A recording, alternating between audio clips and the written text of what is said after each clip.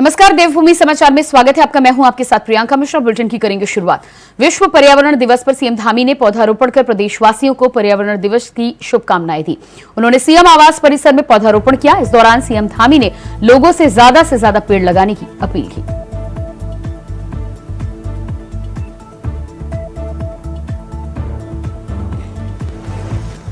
तो पर्यावरण दिवस के मौके पर सीएम धामी ने अपनी पत्नी के साथ किया पौधारोपण, साथ ही साथ लोगों से भी पेड़ लगाने की अपील।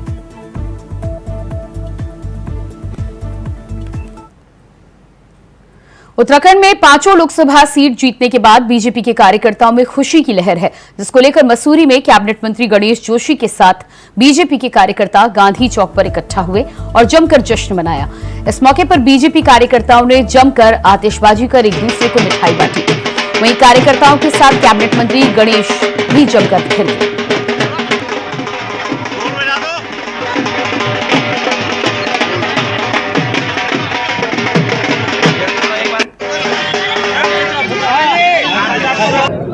देखिए, आज एक बार फिर देश की जनता ने मोदी पर विश्वास जताया। आज एनडीए की पूर्ण बहुमत की सरकार दिल्ली में बनने जा रही है। जहां तक उत्तराखंड की बात है, उत्तराखंड से मोदी जी का विशेष लगाव है। बाबा केदार की धरती से मोदी जी ने कहा था कि आने वाला दशक उत्तराखंड का होगा। जितना विश्वास यहाँ की जनता मोदी जी पर करते हैं, उससे ज्यादा विश्वास मोदी जी यहाँ की जनता पर करते हैं। और ये उन्हें सिद्ध कर दिया। 5 की 5 सीटें जीतकर मोदी जी की झोली में डाल दी। और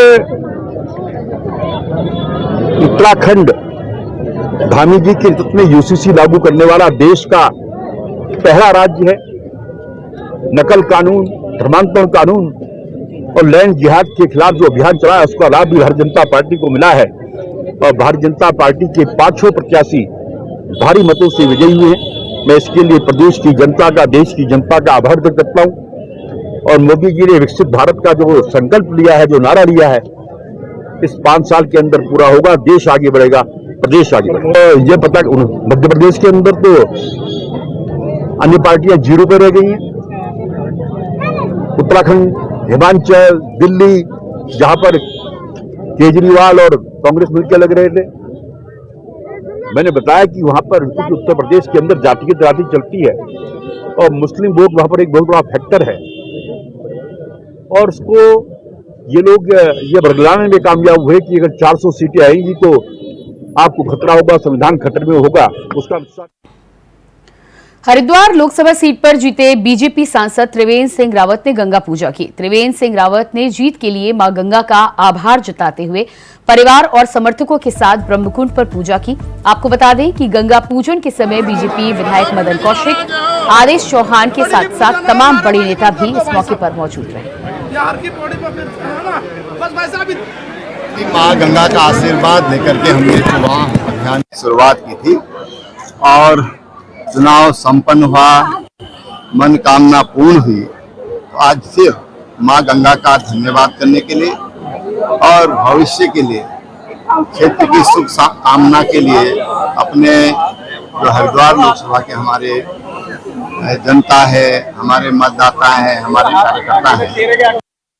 हरिद्वार लोकसभा सीट से प्रचंड जीत के बाद आज त्रिवेंद्र सिंह रावत हर की पैड़ी पहुंचे, जहां उन्होंने अपनी बेटी के साथ गंगा पूजन किया। गंगा पूजन के बाद उन्होंने कहा कि जिस तरह से मां गंगा का आशीर्वाद उनको टिकट मिलने पे प्राप्त हुआ और उसके बाद आज जब वो जीते हैं तो एक बार फिर से मां गंगा का धन्यवाद देने के लिए वो गंगा आरती करने यहाँ पर पहुँचे थे। आज गंगा आरती के बाद वो सीधा यहाँ से दिल्ली के रवाना होंगे, जहाँ पर वो एक पूरे संसदीय जो मीटिंग होनी है उसके लिए वो यहाँ से हरिद्वार से रवाना होकर वहाँ सम्मिलित होंगे। जिस पर उन्होंने यहाँ पर ये भी कहा कि जो हरीश रावत हैं, हालांकि वो जिस तरह से उनके पुत्र यहाँ से उनके साथ हारे हैं, लेकिन उन्होंने किसी भी तरह से उन पर टिप्पणी करने से यहाँ पर इनकार किया। विकास चौहान, इंडिया वॉइस, हरिद्वार। आप तस्वीरें देख पा रहे हैं प्रचंड जीत के बाद हरिद्वार से बीजेपी के प्रत्याशी के रूप में जिस तरह से पूर्व मुख्यमंत्री त्रिवेंद्र सिंह रावत को जीत मिली है, ऐसे में जनता का धन्यवाद करने के साथ ही साथ मां गंगा के घाट पर पहुंचकर उन्होंने मां गंगा की पूजा अर्चना कर आभार व्यक्त किया। तस्वीरें आप देख पा रहे हैं, ब्रह्मकुंड पर पहुंचकर त्रिवेंद्र सिंह रावत ने मां गंगा की पूजा की। जीत के लिए परिवार के साथ मां गंगा का जताया आभार।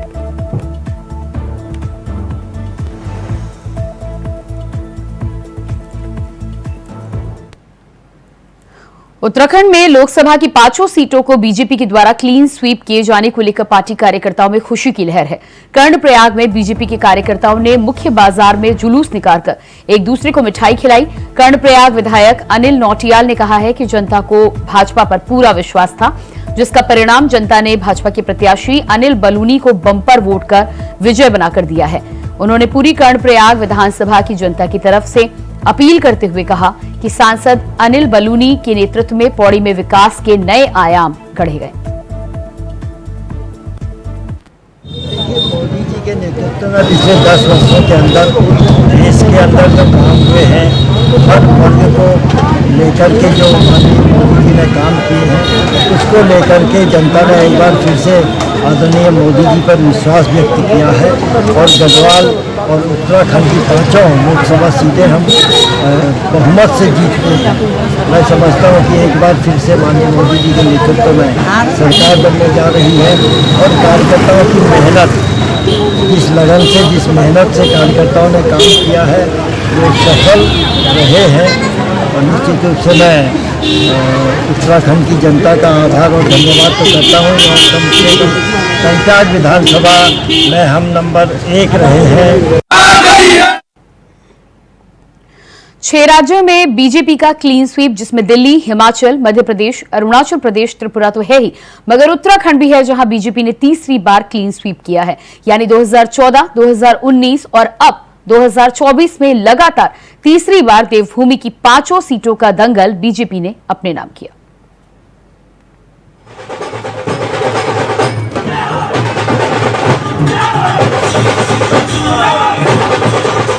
लोकसभा चुनाव के नतीजों में बीजेपी 240 सीटों के साथ सबसे बड़ी पार्टी है, लेकिन देश के कई राज्यों में भारतीय जनता पार्टी ने बेहतर प्रदर्शन किया है।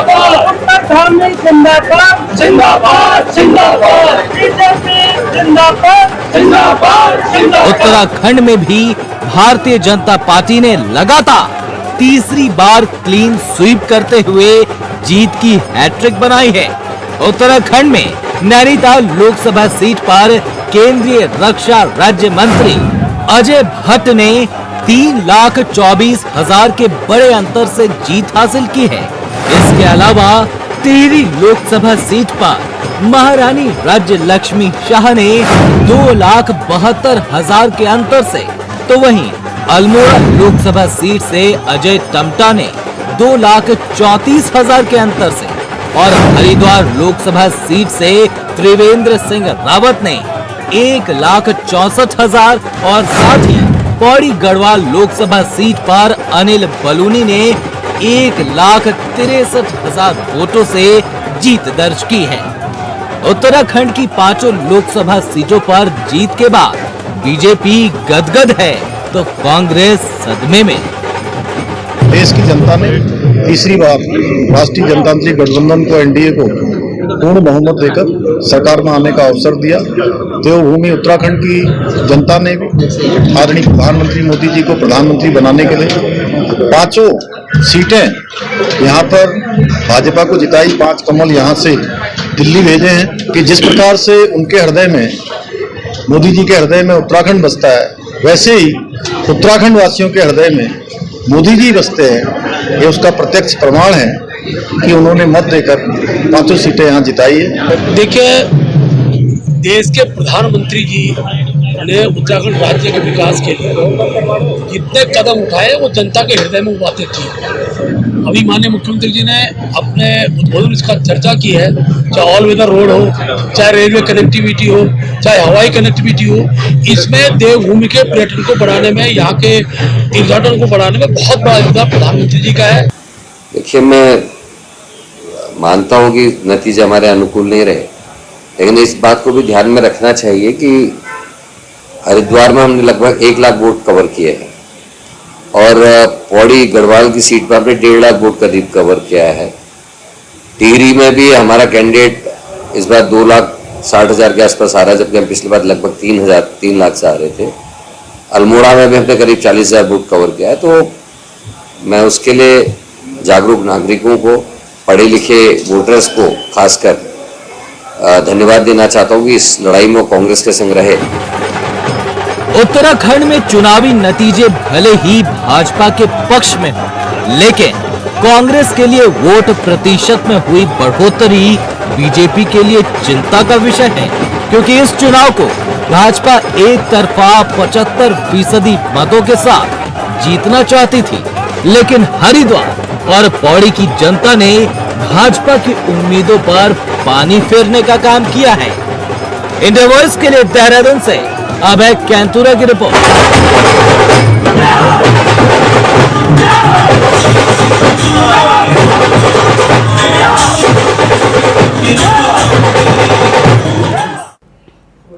खबर रुड़की से है, जहां कांग्रेस के महानगर जिला अध्यक्ष ने अपने आवास पर प्रेस कॉन्फ्रेंस कर लोकसभा चुनाव में हरिद्वार लोकसभा से वीरेंद्र रावत को मिले मतों को लेकर जनता और कार्यकर्ताओं का आभार जताते हुए कहा कि भले ही कांग्रेस प्रत्याशी की इस चुनाव में हार हुई हो, पर जनता ने जो अपार सहयोग दिया है वो उसके आभारी हैं। साथ ही उन्होंने ये भी कहा कि इस बार उनके मतों का प्रतिशत बढ़ा है।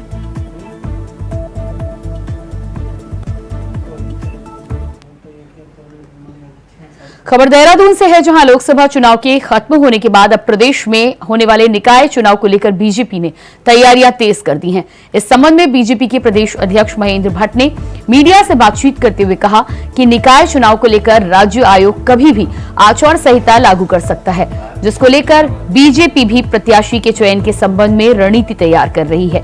प्रत्येक नगर पालिका, नगर निगम और नगर पंचायत में प्रत्याशियों के चयन को लेकर एक टोली भी बनाई जाएगी। को चुनाव किसी भी दिन अब निर्वाचन आयोग घोषित कर सकता है। भारतीय जनता पार्टी की दृष्टि से जो स्थानीय निकाय प्रकोष्ठ है उसके कार्यकर्ता और ऐसे प्रत्येक जनपद स्तर के लिए हम 3 प्रमुख कार्यक्रम टोली हम भेजने वाले हैं, जो निकाय के विभिन्न क्षेत्रों में जाकर प्रत्याशियों के नामों का पैनल लेकर आएंगे। उसके बाद हम कार्यकर्ताओं की रायशुमारी का विषय हो और जनता द्वारा व्यापक सर्वे के आधार पर हम प्रत्याशी घोषणा करेंगे। पिछली बार भी अधिकतर नगर पालिका नगर में भारतीय जनता पक्ष में थी। इस बार हम 100% के लक्ष्य को लेकर आगे बढ़ेंगे और सभी नगर निगम नगर पालिकाओं में भारतीय जनता पार्टी जीते, ऐसे रणनीति के तहत हमारा चुनाव होगा। सद्गुरु माता सुदीक्षा जी महाराज के आदेशानुसार निरंकारी मिशन की सामाजिक शाखा सत्य निरंकारी चैरिटेबल फाउंडेशन के द्वारा संयुक्त राष्ट्र की नीट प्लास्टिक पॉल्यूशन के विषय को लेकर पहाड़ों की रानी मसूरी में मॉल रोड और आसपास के क्षेत्रों में स्वच्छता अभियान चलाकर सभी को स्वच्छ वातावरण का संदेश दिया गया। इस मौके पर सत्य निरंकारी चैरिटेबल फाउंडेशन के द्वारा लोगों को प्लास्टिक बैग का प्रयोग न करने की अपील की गई है। इस मौके पर सभी को कपड़े के बैग वितरित किए गए। मिशन के युवा स्वयं सेवक बीट प्लास्टिक पॉल्यूशन की थीम पर नुक्कड़ नाटक की सुंदर प्रस्तुति देकर लोगों को पर्यावरण संकट के प्रति जागरूक करते रहे। इसके अलावा पूर्व पालिका अध्यक्ष ओपी उनियाल ने सत्य निरंकारी चैरिटेबल फाउंडेशन के द्वारा किए जा रहे सामाजिक हित और पर्यावरण संरक्षण को लेकर किए जा रहे कामों की सराहना की। उन्होंने कहा कि मसूरी मॉल रोड पर हर 10 मीटर पर डस्टबिन होने चाहिए, जिससे पर्यटक और स्थानीय लोग कूड़ा इधर उधर न फेंके।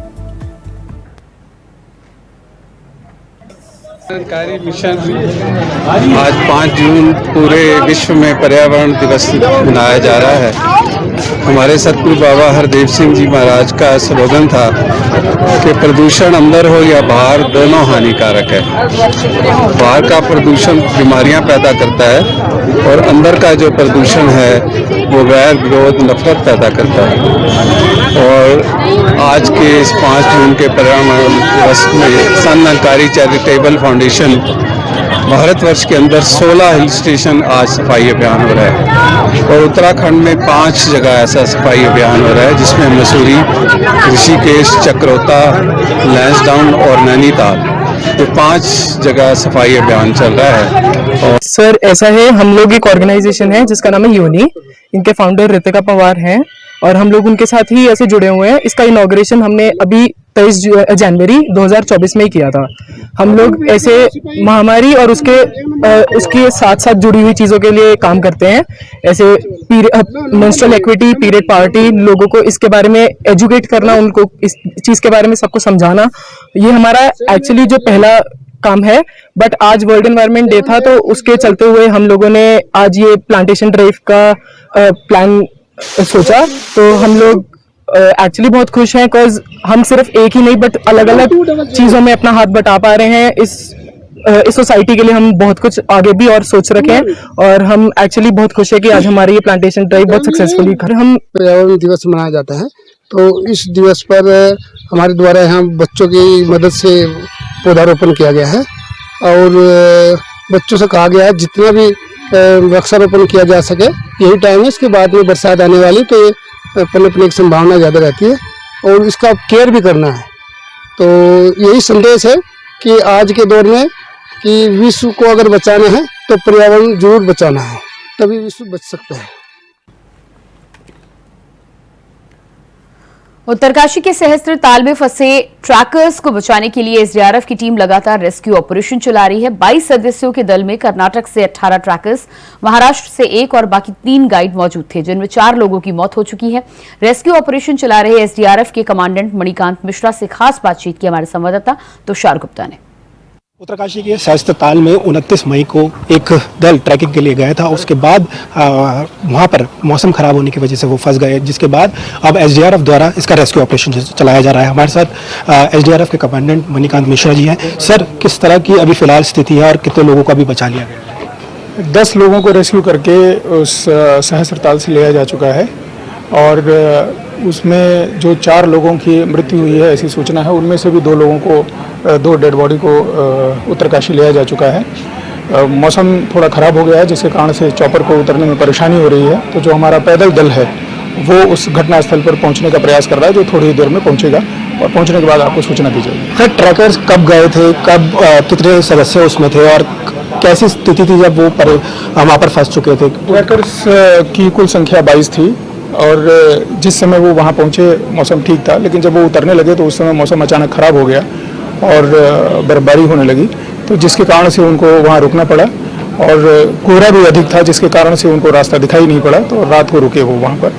जब तापमान बहुत कम हो गया तो उनमें से उसी समय 2 लोगों की मृत्यु हो गई। अगले दिन सुबह इन लोगों ने नीचे चलने का फिर से प्रयास किया, जिसमें से कुछ लोग जो बेस कैंप आ गए थे उनको रेस्क्यू करके ले आया जा चुका है। जो जहाँ पर घटना स्थल है, जहाँ पर कुछ और लोग फंसे हैं, वहाँ पुलिस और एसडीआरएफ की टीम पहुँच रही है। सर, कितनी टीमें इसमें लगाई गई है? क्या सेना की मदद ली जा रही है? कितने हेलीकॉप्टर्स इसमें लगाए गए हैं, और कब तक लगता है कि हम रेस्क्यू कर लेंगे इन्हें? सिविल एविएशन के द्वारा जो आज सुबह से ही 2 चॉपर प्रदान किए गए थे, वो टीम लगी हुई है। एयरफोर्स के भी चॉपर इसमें लगे हुए हैं। एसडीआरएफ की टीम, कुल 4 टीमें लगाई गई थी। उन 4 टीमों में से 2 टीम ग्राउंड पर है, 2 टीम उत्तरकाशी में है। सर, काफ़ी चैलेंजिंग होता है क्या? फिलहाल अभी कोई चैलेंजिंग लग रहा है कि मौसम खराब है ऊपर? अभी तो मौसम की कोई ऐसी सूचना नहीं आई है जिसके कारण से कोई परेशानी हो, लेकिन मौसम अगर खराब होता है तो समस्या उत्पन्न होती है। पूरी तरह से आश्वस्त है उन्हें आप बचा लेंगे? देखिए, बिल्कुल जिस तरह से उन्होंने कहा है कि 10 लोगों को यहाँ पर रेस्क्यू कर लिया गया है। कोशिश ये की जा रही है कि जो बाकी बचे हुए दल के लोग हैं उनको भी नीचे लाया जाए, यहाँ पर सजदारा हेलीपैड तक लेके जाए, और अगर उनकी स्वास्थ्य ठीक नहीं है तो उन्हें अस्पताल भी पहुँचाया जाए। तो तमाम तरह की जो तैयारियाँ हैं वो एसडीआरएफ ने कर ली है। कोशिश ये की जा रही है जल्द से जल्द उन्हें यहाँ पर लाया जाए और उनका उपचार किया जाए। कैमरा जर्नलिस्ट हर्ष सुनाल के साथ मैं तुषार गुप्ता, इंडिया वॉइस, देहरादून। उत्तरकाशी में देश भर में मशहूर सहस्त्रताल ट्रैक में गए 22 सदस्यों के ट्रैकर्स ये पल कभी नहीं भूल पाएंगे, जिसमें 18 कर्नाटक, 1 महाराष्ट्र और 3 गाइड थे। 29 मई से 7 जून के बीच इस ट्रैक में खराब मौसम का सामना करना पड़ा, जिससे 4 महिलाओं की मौत हो गई। 10 ट्रैकर्स को रेस्क्यू किया जा चुका है। देहरादून के सहस्त्रधारा हेलीपैड में कल शाम से ही हलचल तेज है। घायलों को यहां पहुंचाया जा रहा है, जिसका जायजा लिया हमारे संवाददाता तुषार गुप्ता ने। उत्तरकाशी के सहस्त्र ताल में ट्रैकर्स का जो सदस्य का ग्रुप है वो 29 मई को रवाना हुआ था और उनके जो वापस आने का समय था वो 7 जून था, लेकिन उससे पहले ही बेस कैंप में 4 लोगों की मौत का जो सामने आई थी, क्योंकि बीच में बेस कैंप से ऊपर जो ट्रैकर्स निकले थे उन्होंने ये जानकारी दी कि मौसम ऊपर खराब है जिसके कारण वो रास्ता भटक गए, कोहरा भी ऊपर अत्यधिक हो रहा था, जिसके बाद उनके लिए जो रेस्क्यू है वो आज शुरू किया गया। 5 जून का दिन है और इसके लिए एसडीआरएफ ने अपने 2 हेलीकॉप्टर्स जो उन्हें प्रदान किए गए हैं, साथ साथ सेना की भी यहाँ पर मदद ली जा रही है। सेना के 2 जो हेलीकॉप्टर्स हैं वो भी यहाँ पर लगाए गए हैं, लगातार ये प्रयास किए जा रहे हैं और मैं अभी जहाँ मौजूद हूँ वो सहसधारा हेलीपैड है और इसके पूरे अगर मैं बात करूँ तो 22 सदस्यों का ये पूरा दल था, जिसमें 18 सदस्य महाराष्ट्र के थे और 3 की मैं बात करूँ तो उसमें गाइड भी मौजूद थे। तो कहीं ना कहीं कोशिश यही की जा रही है जो तमाम जो लोग फंसे हुए हैं उन्हें निकाला जाए। अब तक की मैं बात करूं तो 10 लोगों को बचाया जा चुका है, उन्हें सहसधारा लाया जा चुका है, देहरादून लाया जा चुका है और ट्रैकर्स की फिलहाल जांच की जा रही है। 4 जने अभी भी बताए जा रहे हैं कि गुम है। कोशिश यही की जा रही है कि जल्द से जल्द उन्हें ढूंढा जाए, उन्हें रेस्क्यू किया जाए और 4 लोगों की जो शव भी मिले हैं उनकी भी ये कोशिश की जा रही है कि उन शवों को जल्दी तक उनके घरों तक सपूत किया जाए, क्योंकि 4 महिलाएं इसमें शामिल हैं जिनकी मौत हुई। और आप देख सकते हैं कि लगातार यहाँ पर जो रेस्क्यू कॉर्पोरेशन के जो हेलीकॉप्टर्स हैं वो लगातार यहाँ से जाते हुए नजर आ रहे हैं। कोशिश पूरी सरकार की यही है कि जो ट्रैकर्स ऊपर गए हैं उनको जल्द से जल्द बचा लिया जाए, क्योंकि हाई एल्टीट्यूड है, करीब बताया जा रहा है 14 से 14,500 फीट की ऊंचाई में जो सहस्त्र ताल है उत्तरकाशी में, उसका ट्रैक काफ़ी कठिन है और जिसके बाद ये जो 22 सदस्यों का जो ग्रुप था जब ऊपर गया तो कहीं ना कहीं जो मौसम है वो चैलेंज उनके सामने आया। जो चैलेंज जब सामने आया तो कहीं ना कहीं वो उससे निपट नहीं पाए, जिसका कारण ये पूरे रेस्क्यू ऑपरेशन का पड़ रहा है। लेकिन जो रेस्क्यू ऑपरेशन लगातार चलाया जा रहा है उससे यही कोशिश की जा रही है कि जल्द से जल्द उन जो लोग हैं उन्हें जल्द से जल्द, जो ट्रैकर्स हैं उन्हें जल्द से जल्द देहरादून लाए और उन्हें औपचारिक रूप से जो प्राथमिक स्वास्थ्य है वो यहाँ पर दिया जाए। फिलहाल एसडीआरएफ लगी हुई है, सेना के हॉस्पिटल हेलीकॉप्टर्स भी लगे हुए हैं। अब देखना होगा कि कब तक ये रेस्क्यू ऑपरेशन चलेगा। कैमरा जर्नलिस्ट हर्ष उनियाल के साथ मैं तुषार गुप्ता, इंडिया वॉइस, देहरादून। प्रदेश के जंगलों में लगी आग की घटनाओं को वन विभाग चिंतित नजर आ रहा है, जिसके बाद विभाग के द्वारा लगातार प्रयास किए जा रहे हैं कि वन अग्नि की घटनाएं कम घटित हों। वन मंत्री सुबोध उनियाल की माने तो पिछले सालों की तुलना में इस बार वन अग्नि की घटनाएं कम हुई हैं, जबकि 2017, 2021, 2022 में वन अग्नि की घटनाओं का आंकड़ा 4000 को पार कर गया था। मैं एक बार फिर निवेदन करना चाहूंगा आपके चैनल के माध्यम से भी कि अगर आप आंकड़ों को कंपेयर करेंगे तो आज भी 17, 18, 19, 20, 21, 22 के मुकाबले अभी 1/3 फॉरेस्ट फायर के इंसिडेंट्स हुए हैं। कुल 1143 यहाँ पे घटनाएं हुई हैं और अगर आप जाएंगे तो 4000 के आसपास घटनाएं हुई हैं 2022 में, 21-22 में और उससे पहले 17 में भी। तो ये कहीं ना कहीं ये मीडिया में इस चीज को कुछ जरूरत से ज्यादा उछालने का काम किया, लेकिन अभी पूरी तरह से कंट्रोल में। और मैं समझता हूँ कि हमारा जो जब आप देखेंगे साल का ये कैलेंडर ईयर खत्म होगा तो कई सालों के मुकाबले हम अच्छी स्थिति में होंगे।